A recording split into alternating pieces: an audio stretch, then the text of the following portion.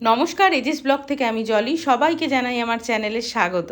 Kolkata two Meghalaya road ট্রিপের আরেকটা নতুন পর্ব নিয়ে আপনাদের কাছে চলে এলাম। নখালিকাই ফলসের ভিডিওটা আপনারা আগের এপিসোডে দেখেছেন। এখন আমরা যাচ্ছি সেভেন সিস্টার ফলস দেখতে, এবং যেটা দেখার জন্য আমি ভীষণ এক্সাইটেড ছিলাম।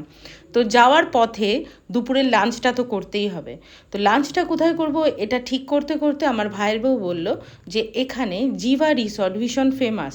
এটা একটা বুটিক প্রপার্টি, ভীষণ সুন্দর, একটু কস্টলি, কিন্তু চারপাশের প্রাকৃতিক সৌন্দর্যকে যদি আপনি দেখতে চান আর ব্যাপারটা যদি মেনে নেন তাহলে এটা ওয়ার্থ ইট।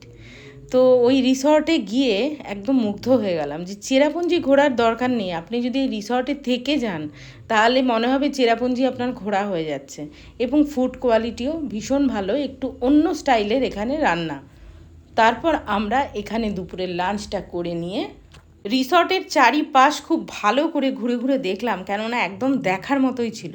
একটা ভ্যালির মধ্যে এত সুন্দর একটা প্রপার্টি, এটাকেই মনে হচ্ছে যেন কোনো একটা ট্যুরিস্ট স্পট।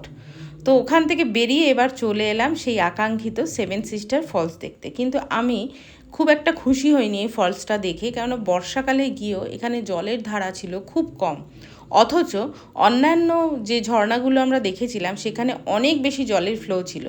আর মেঘালয়াতে সেভেন সিস্টার ফলস কিন্তু ভীষণ ফেমাস ট্যুরিস্টের জন্য। অন্যান্য ফলসের নাম অনেকে হয়তো জানেই না, কিন্তু সেই তুলনায় এখানকার জল ছিল অনেক কম। তো সেই কারণে এই দৃশ্য দেখে একটু হতবাক হলাম যে এই সেভেন সিস্টার ফল তাহলে গরমকালে এলে তো কিছুই দেখা যাবে না। তো আজকের মিনি ব্লগটা এই পর্যন্তই রাখলাম।